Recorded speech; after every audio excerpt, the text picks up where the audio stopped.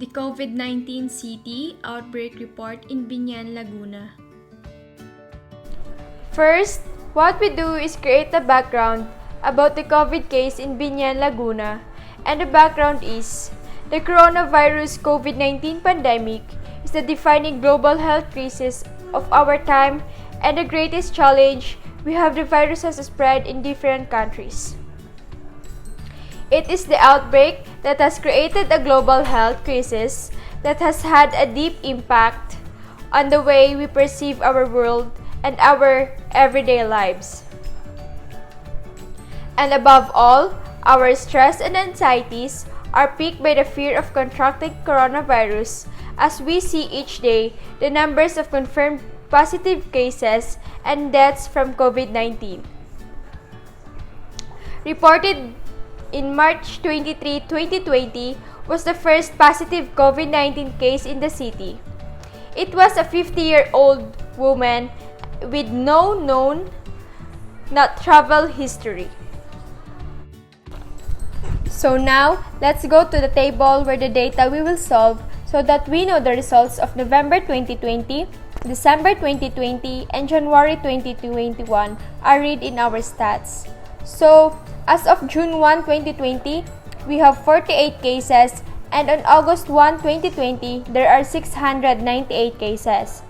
So those who are recovered on June 1 were 12, and on August 1, it was 34.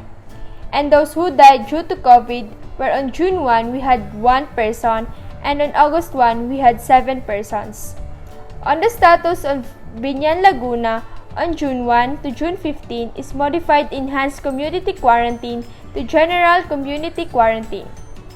When August 4 to August 18, their status is general community quarantine to modified enhanced community quarantine. So now, let's move on to the exponential growth formula. So, yung formula natin ay y equals CE raised to RT. So, yung y will be on August 1, which is 698. Kasi yung y, ito yung number of cases that we will look for the month of November, December, and January. And for the C naman is yung cases ng June 1, which is 48 cases. So R, it will be from this formula. For T, it should be in years later. I will show you how there was 1 over 6 there. In E, as Miss JL said, it is in the calculator or given na siya. So now, let's go to where we know the equation we need to solve. According to Miss JL, the formula he gave is the one we will use here, but it will not be complete if there is a missing rate of change. We need to find the rate first to solve it. So for the Biñan, Laguna, our final or future cases are 698, and for June 1, it is 48 cases. So at the time Miss JL, it should be years, so let's convert it. We need to divide the number of months by 12 since we have 12 months in a year. So substitute here the number of months. We have June to August, so it will be 2 months, and then it is also equal to 1 over 6. So now, we have Y, C, and T. So the missing number is for R. So we need to substitute the missing number so we know where R is. So now we have a formula that Y is equal to CE raised to RT. So we have 698 cases equals to 48 cases E raised to R, and for the time is 1 over 6 or 1/6. So let's explain. So let's remove the parentheses. We have 698 equals 48E raised to 1 over 6 or 1/6 R. So now we can probably solve. So we divide both sides by 48, then we can cancel. After we cancel, we will isolate the rest. So we have 698 over 48 equals to E raised to 1 over 6R. So we are close to R, but we will still have the letter E. So our problem now is we need to read the E. So the form we have now is x is equal to e raised to y. So the one that will appear there is a logarithmic function.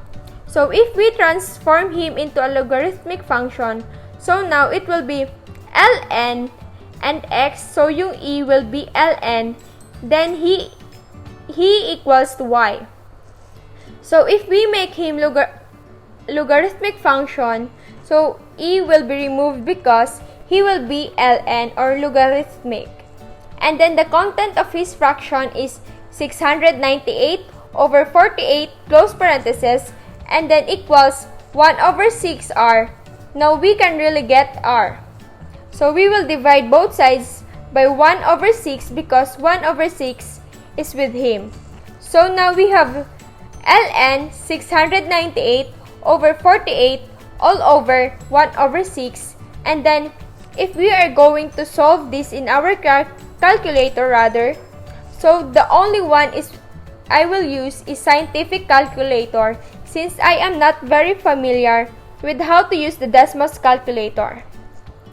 And since most of us are seeing how to isolate the logarithmic function, so we have logarithmic of 698 divided by 48 divided by 1 over 6. So his total is 16.0621 because we will only get our 4 decimals. So 16.0621 is our r. So it means we can form or masosolve na natin yung formula sa November, December, and January. And our equation is E equals to since our C is 48, E raised to C 16.0612 since this is our R. So this time he has not T because because time to time we need to change it. Depends on what we are looking for month. So based on the month we are looking for it is that, so we will isolate the ones in November, December, and January. So again, our formula is y equals to 48e raised to 16.0621 divided by the time. So from June to November, it is 5 months. Since 5 months, he is the one we will put in time. So from June to December, it will be 6 months. So it will be 6 over 12. But we need to simplify it, so it will be 1/2. So what we will do now is we will substitute the one in December. Let's just copy the one in the equation, and then the one we put in T is 5 over 12. So now, we will solve again the one I will use the scientific calculator. So 48 times E raised to 16.0621 divided by 5 over 12. So the answer is 38691.2083. Since the one you are looking for, we only have the population. So we will take is the whole number. So we will just put in November is 38691. So this is the total number cases possibly in November 2020. And now we will isolate the ones in December. The one in December, let's just copy the equation again. So it will be y equals to 48e raised to 16.0621 since this is our r divided by 1/2 since this is our time by December. And it has also been simplified. So the total is 147598.4974. But since all we will take is the population, since this whole number we will only be is 147598. So let's put it in our chart for December. And for January, since the time was not given, so the time when January comes is 7 over 12. Bakit naging 7 over 12? Because from June to January, meron siyang 7 months. Since we can no longer simplify, we directly to solve it. So just copy the equation again, but since January, we will change our time.